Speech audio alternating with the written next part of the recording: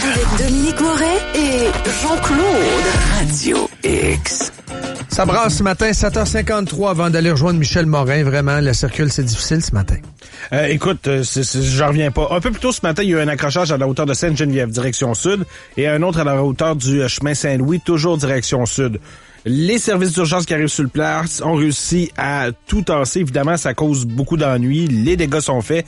Ben, imaginez-vous que dans les dernières minutes, accident au coin industriel, toujours direction sud, et un autre à la hauteur du boulevard Champlain, donc en entrée du pont Pierre-Laporte. Donc, total tout, dans la dernière heure et demie, c'est 4 accrochages sur Henri IV Sud. C'est vraiment là qui est le plus gros du problème ce matin. Puis évidemment, pour les gens qui arrivent à sens inverse, qui veulent accéder à l'arrivement à partir de la Rive-Sud, c'est toujours aussi lourd, par choc à l'entrée des deux ponts. Wawanesa vend maintenant ses services d'assurance auto et habitation par l'intermédiaire d'un courtier indépendant. Pour des conseils avisés et pour trouver votre courtier, allez à wawanesa.com. La Voie maltaise est vraiment en avance, par contre. C'est une semaine pile en avance. Un courriel. Cher Dominique Moret, c'est avec plaisir qu'on t'attend pour ton anniversaire. On va leur répondre. Merci. Est-ce que vous payez? Ah, ben là, j'imagine ça va de soi. Ben, ils m'écrivent. Ben oui, mais quand t'invites quelqu'un d'habitude... Ben, je vais faire un émoticon de rire aussi, que c'est question d'adoucir. Oui. Faut toujours mettre l'émoticon de rire. C'est une blague, mais c'est pas une blague tant que ça. Ouais, l'ironie en écrit, ça passe pas tout le temps bien. C'est ça. C'est pas une blague, mais c'est une blague, tu sais, mais c'est pas une blague tant que ça.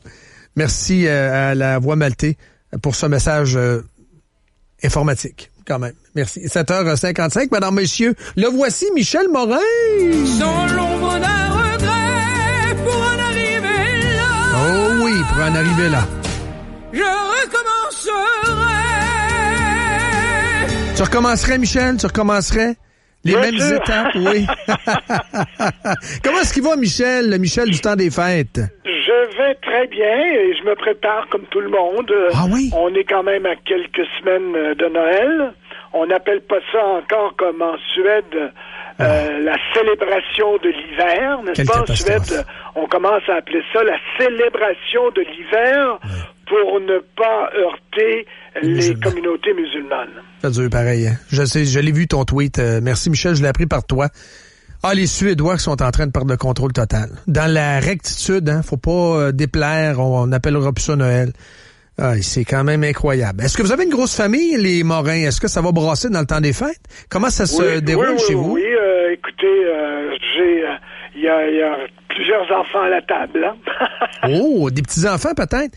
Pas de petits-enfants encore. OK. Mais plusieurs enfants avec leurs conjoints. Est-ce que tu cuisines, mon Michel? Je suis le cuisinier en chef, effectivement. Avec le tablier et tout, là? Oui. J'ai, au fil des ans, on m'en a offert en cadeau, alors j'ai une variété, je n'en manque jamais. Hey, Michel, dans une cuisine, ça doit être rock'n'roll pas à peu près, là. Quand tu t'emballes un peu, là. Je planifie, je prends mon temps. Oui. Et je commence tôt en après-midi, même en fin d'avant-midi, à telle enseigne que je suis jamais pris au dépourvu. Quelle est ton arme cachée, ton arme culinaire? Mon arme cachée, mon Dieu, qu'est-ce que je pourrais dire? J'ai plusieurs recettes et je fais à peu près de tout. À Noël, par exemple, j'aurai un très bon saumon. Alors, et le lendemain, ce sera un peu plus traditionnel. Un genre de Noël scandinave à la Michel Morin. Oui, ou pays de l'Est, disons. Ben oui, pourquoi pas.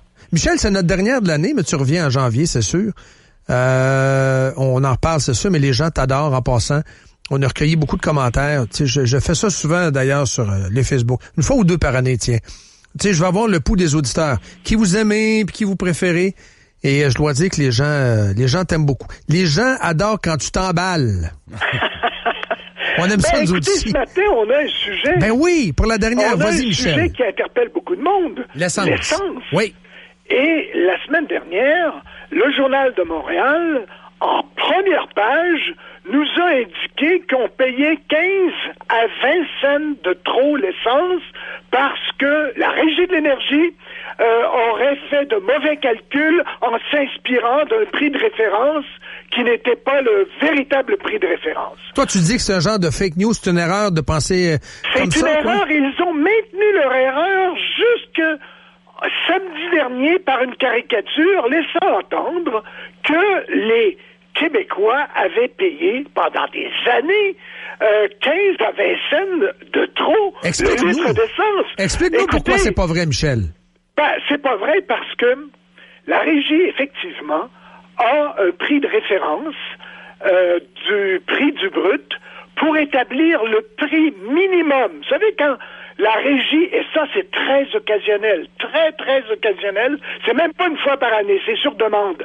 Alors, par exemple, dans la région de Saint-Jérôme, quand Costco est arrivé, la Régie a dit non, voici le prix de minimum, et ce prix de minimum était basé justement sur un prix de référence, le Brent de la mer du Nord. Et ils ont dit, plus bas que ça, là, ça avantagerait trop les consommateurs. Donc, on vous fixe un prix minimum. Alors, c'est dans ce contexte-là qu'on utilise des prix de référence. Mais, avec... Et t'es contre ça, Michel, en passant, j'ose croire. Moi, je suis contre ça, contrôler le marché. Je suis pour la libre entreprise. Contre le contrôle du marché. Oui. J'ai toujours été... Moi, un de mes 3 héros, Dominique, je vais vous l'avouer franchement, c'est Ralph Nader. Et ça date des années 70. Alors moi, j'ai toujours pris le parti des consommateurs et, ce faisant, j'ai toujours pris le parti du marché, de façon générale. Oui. Alors donc, dans ce cas-là, moi, je trouve que Costco est une... ça fait partie de leur modèle d'affaires que d'avoir les plus bas prix en ville. Alors, il faut pas les arrêter, mais c'est arrivé, comme je vous le dis, de façon rarissime, cette histoire-là. Et le Journal de Montréal a laissé entendre, et là, ça a été repris par beaucoup de médias. Moi, par exemple, vendredi dernier, plus précisément, à peu près à cette heure-ci, je me dirigeais vers Sherbrooke, et j'ai entendu un poste de radio, un analyste qui disait, eh bien, la Régie fixe les prix de l'essence. Mon Dieu, je me suis dit, qu'est-ce qui s'est passé cette nuit? Sommes-nous passés à un régime capitaliste, à un régime communiste? Ben, ils mettent un plancher. Mais le reportage de Pierre Couture, par contre, selon je me souviens, mentionnait que le prix de référence était trop élevé et était erroné. La référence était erronée. Oui, mais de toute façon, ça a été dénoncé par plusieurs professeurs d'université dans les 24 heures qui ont suivi. Ça n'affecte pas le prix que vous payez à la pompe. Vous rendez-vous compte que si on avait été floué de 15 à 20 cents le litre d'essence, on aurait eu un déballement de recours collectif au cours des derniers jours. Et moi, avec mon pauvre 1,4 milliard de trop perçus d'Hydro-Québec qu'ils nous ont jamais remboursés, j'aurais l'air de quoi? Ce serait des milliards et des milliards que les compagnies pétrolières, les raffineurs devraient aux Québécois. Et là, ça a été révélateur, cette crise-là. Parce que là, je me suis aperçu, aux déclarations des politiciens, que même s'ils ont mis sur pied la Régie de l'énergie il y a une vingtaine d'années, qu'ils ne savent pas comment ça fonctionne. Quand il y a eu qui l'a mis sur pied? Chef du Journal de Montréal. M. Legault s'est dit très choqué par les révélations du Journal de Montréal. Monsieur Jonathan Julien, on en a parlé, du ministre de l'Énergie, qui n'a aucune expérience, s'est dit très, très préoccupé par le prix gonflé du pétrole.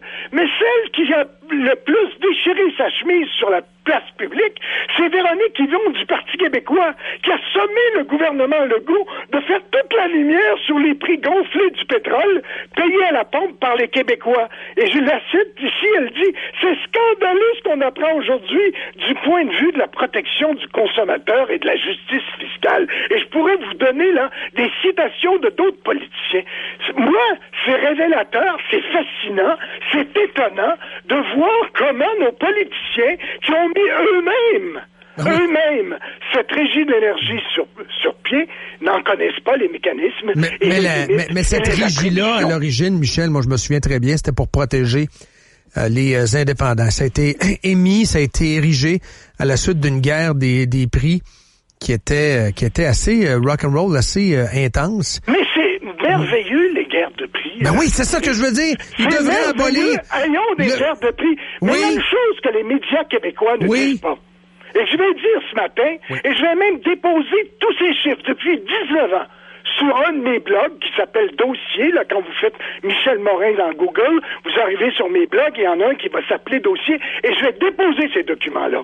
Le premier document, j'ai sorti tous les chiffres de Kent Group, une société qui analyse justement les prix du pétrole, etc. Eh bien, savez-vous, Dominique, que le marché, et là, les gens vont sursauter à la maison, le marché fait sa job au Québec. Les raffineurs, les pétrolières, les détaillants, ils font leur job au Québec. Comment je peux dire ça? Ben, les chiffres que j'ai trouvés, là, qui sont en moyenne, eh bien, je donne l'exemple de 2018. 2018, depuis le début de l'année, là, en Alberta, on a payé en moyenne 92 cents,1 le litre d'essence. Savez-vous combien on le paye au Québec? 79 cents. 79 cents. C'est 13 cents de moins que l'Alberta quand on écarte les taxes. C'est ça. Avant les taxes.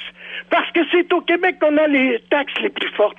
En Ontario, le prix avant taxe, une fois que les prix du raffinage et de la matière première sont déterminés, c'est 90 cents. Au Québec, c'est 79 cents. C'est les gouvernements qui égorgent. Donc, au Québec, à travers le pays, où le prix de l'essence ordinaire est le plus bas au Canada. Est-ce que je dois répéter, Dominique, pour qu'on s'entende? Ben, j'aime ça quand tu dis. Et ça, c'est depuis 19 ans, sauf une année, là, il y a une petite fraction de scène. Depuis 19 ans, depuis la création de la Régie de l'énergie, est-ce qu'on peut le dire une fois de temps en temps? Est-ce que les médias, voyez-vous, la semaine passée, le Journal de Montréal, c'était la faute de la Régie. Aujourd'hui, dans le journal, là, c'est la faute des pétrolières. Je comprends que ça fait vendre la copie, mais la réalité, c'est que les prix au Québec, avant les taxes, sont les plus faibles au pays. C'est ça la réalité. Avant de te laisser aller, Michel, peut-être une minute de prolongation. Je veux t'entendre sur l'histoire de la péréquation. C'est quand même scandaleux, pareil. L'Alberta pas capable de vendre son pétrole. Sont en déficit, ça va pas bien. Pendant ce temps-là, le Québec, gros gens comme devant, 1 milliard cube de plus, on a 13 milliards. La colère dans l'Ouest. Faut les comprendre, ces gens-là dans l'Ouest. C'est pour ça que j'ai invité les auditeurs tantôt à aller lire quelques commentaires sur, entre autres, le Facebook de Brian Jean, qui est le député conservateur de la région de Fort McMurray en Alberta. C'est la colère dans l'Ouest. Faut comprendre ces gens-là. Ça n'a pas de sens, le chèque de péréquation qu'on va avoir, Michel. Ça n'a pas de sens. Écoutez, et ce chèque ne cesse de s'alourdir pour la Fédération canadienne. On est rendu aux 2/3 de la péréquation qui est récupérée par le Québec, même si la moyenne par habitant est plus faible que les provinces maritimes. Donc, c'est 13 milliards, comme vous le dites, qui viennent enrichir, qui nous permettent de garantir toutes sortes de services au Québec. Mais aussi, il faut dire et ça, les gens de l'Ouest ne le comprennent pas, c'est qu'on est taxé au Québec. C'est pour ça qu'on peut s'offrir des services. C'est pour ça qu'on est en surplus actuellement. Alors, les gens de l'Ouest, ils comprennent pas. Ils nous donnent 13 milliards. En grande partie, ça vient de l'Alberta et du prix du pétrole. On est insensible aux oléoducs. On est contre ça, même si on en a des oléoducs ici, là. On chauffe notre Parlement avec le mazout. Ce mazout-là, souvent, vient de Portland au Maine par un pipeline qui a été construit à la fin des années 50. Il y a Enbridge qui apporte maintenant de la matière première et à Montréal et à Valero à Lévis. Mais là, tout à coup, notre premier ministre dit « Je veux vous vendre de l'électricité, mais le pipeline n'en est pas question. » Est-ce qu'on manque de leadership aussi bien à Québec qu'à Ottawa?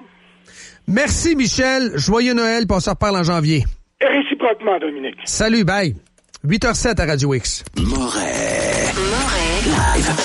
Radio X. Gravel dans le retour. Alors, Richard, le point est sûrement excellent parce que tu nous l'as gardé pour la fin.